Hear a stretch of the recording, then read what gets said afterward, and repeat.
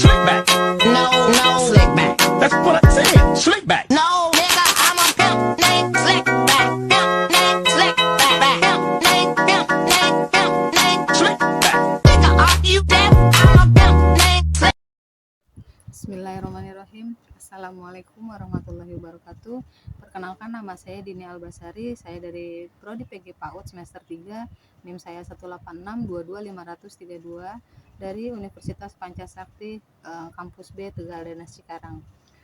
Pada kesempatan kali ini saya akan membahas tentang mata kuliah pemasaran dan promosi. Judul yang saya ambil adalah branding. Apa sih branding itu? Branding adalah aktivitas yang dilakukan untuk mempertahankan serta memperkuat merek atau brand sehingga mampu memberikan perspektif ke orang lain. Ada juga penjelasan lain yaitu praktik pemasaran dari perusahaan dengan cara menciptakan nama, desain, maupun simbol. Brand atau merek. Nama, istilah atau tanda simbol atau desain atau kombinasi yang digunakan untuk mengidentifikasi suatu produk dan membedakannya dari produk lain. Sesuatu yang digunakan untuk menunjukkan kepada para pelanggan bahwa suatu produk ini berbeda dari produk lain yang dihasilkan oleh produsen lain. Tahap kesetiaan merek. Kesetiaan merek atau brand insisten yaitu bersedia mencari merek tertentu dan kalau sudah tidak ada, pelanggan tidak akan membeli merek lain. Lalu merek pilihan atau brand preference yaitu pelanggan memilih merek tertentu dan meninggalkan merek lain. Lalu pengakuan merek atau brand recognition atau pelanggan ingat akan merek. Prinsip-prinsip dasar dalam branding atau pembangunan merek yang berhasil sudah teruji oleh banyak perusahaan tidak bersifat mutlak, namun disesuaikan dengan situasi dan kondisi marketing. Dan juga branding adalah 50% ilmu pengetahuan dan 50% adalah seni.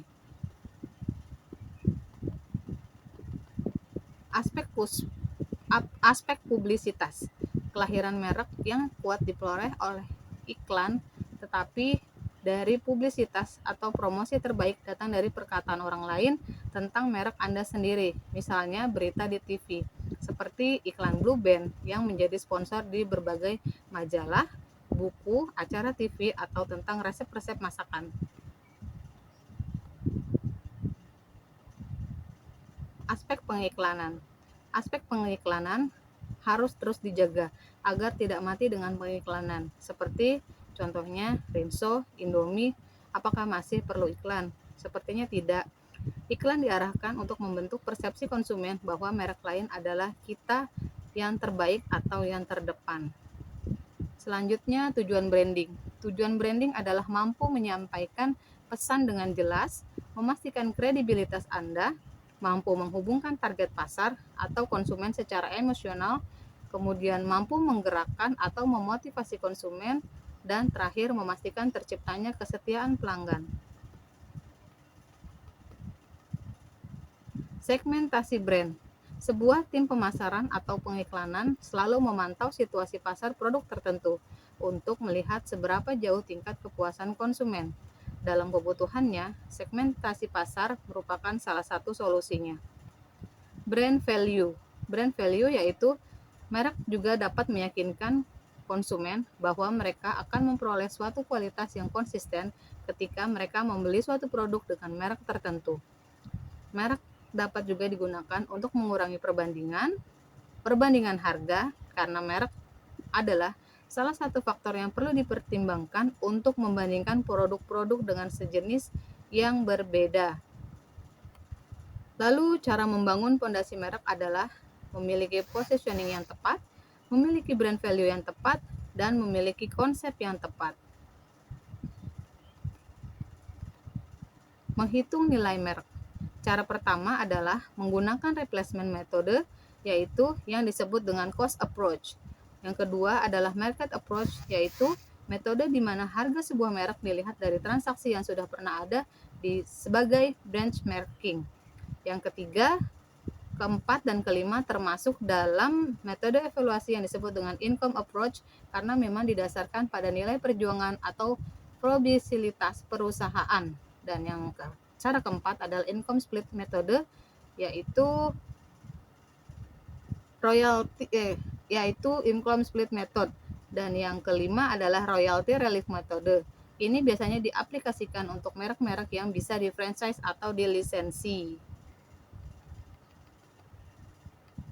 Faktor-faktor yang mempengaruhi merek adalah kekuatan merek, kepemimpinan pasar, kesetiaan dan daya tahan konsumen, situasi pasar, potensi global, inovasi, investasi merek, dan proteksi. Selanjutnya, siklus usaha produk, tahap pengenalan, tahap pertumbuhan, dan tahap pematangan.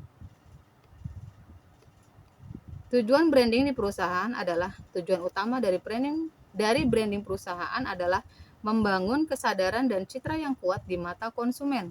Dengan memiliki citra yang kuat, perusahaan dapat meningkatkan nilai merek dan membedakan produk atau jasanya dari pesaing di pasar. Selain itu, branding juga dapat membantu perusahaan untuk membangun hubungan yang lebih baik dengan konsumen, meningkatkan loyalitas, serta membuka peluang untuk melakukan ekspansi bisnis ke segmen pasar yang lebih luas. 6 jenis branding. Yang pertama adalah product branding, personal branding, corporate branding, service branding, co-branding, dan no brand branding.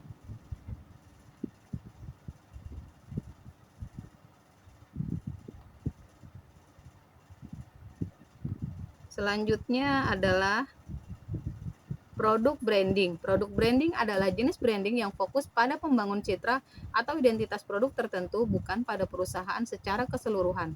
Proses branding pada produk ini bertujuan untuk memperkuat kesan positif dan membedakan produk tersebut dari pesaing di pasar. Dengan adanya produk branding yang baik, produk tersebut akan lebih dikenal oleh konsumen. Personal branding. Personal branding adalah jenis branding yang fokus pada membangun citra dan identitas personal seseorang sebagai seorang profesional atau public figure. Personal branding yang baik dapat membantu seseorang membangun reputasi yang kuat di mata khalayak sehingga dapat membuka peluang karir yang lebih baik. Corporate branding. Corporate branding adalah jenis branding yang fokus pada membangun citra dan identitas perusahaan secara keseluruhan, bukan pada produk tertentu.